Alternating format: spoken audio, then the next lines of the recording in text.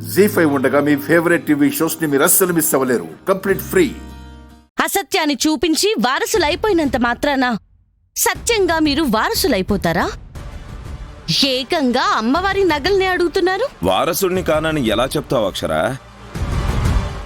ఆ సత్యాన్ని అసత్యమని ఎలా అంటావు? నీకు ఈ రోజు చివరి రోజు అనిపిస్తుంది భూపతి. ఇది సత్యం. ఇవే వద్దనేది అల్లుడు. మీకు అన్ని విధాలా సహకరించా. నిరూపించుకోలేకపోవడం మీ తప్పు. అసలు మీరు మావయ్య గారి సొంత కొడుకే అయినప్పుడు కావని ఎలా నిరూపిస్తారయ్యా మీ అమ్మతోడు? ఆస్తుల వరకు తీసుకున్నా, అంతటితో ఆగితే నీకే మంచిదిరా. కాదు కూడదని గుడి జోలికి వస్తే రథం విషయంలో ఏం జరిగిందో గుర్తుందిగా?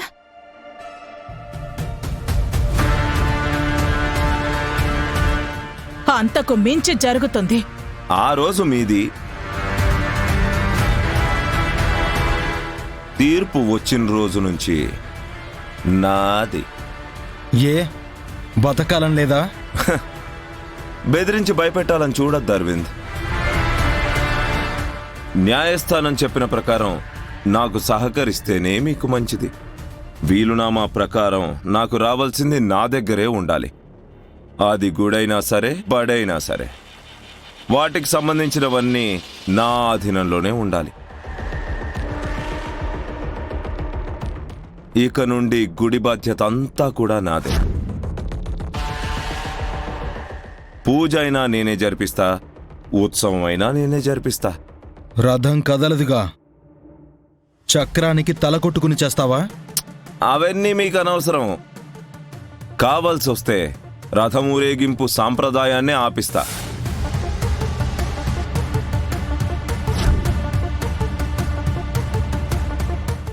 ఈరోజు నన్ను కోర్టుకు రమ్మన్నారుగా కలెక్టర్ గారు.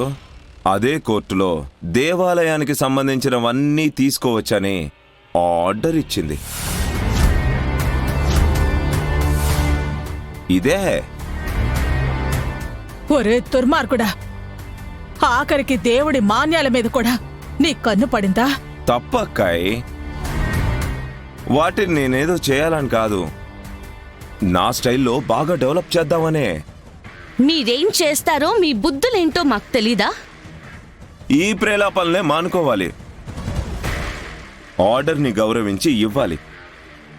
లేదంటే పోలీసులతో వచ్చి మరీ తీసుకెళ్తాను. అడ్డుకునే హక్కు కూడా ఉండదు.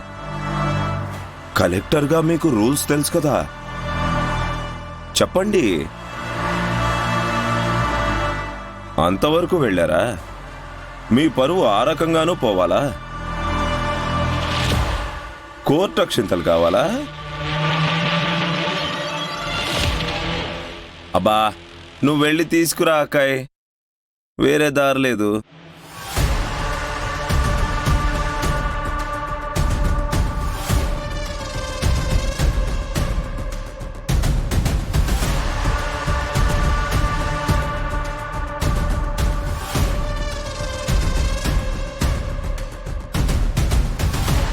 జీ5 యాప్ డౌన్లోడ్ చేసి అన్ని ఎపిసోడ్స్ పూర్తి ఉచితంగా చూడండి.